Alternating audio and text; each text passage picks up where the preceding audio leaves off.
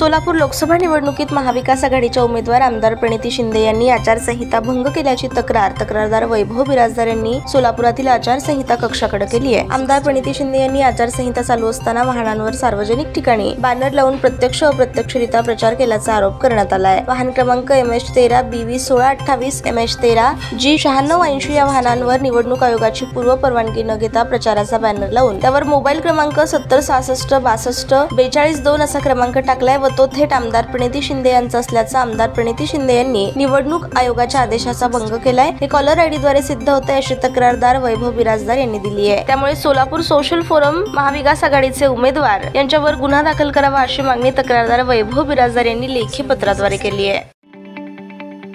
ताज्या बातम्या पाहण्यासाठी प्राईम महाराष्ट्र न्यूज चॅनलला सबस्क्राइब करा।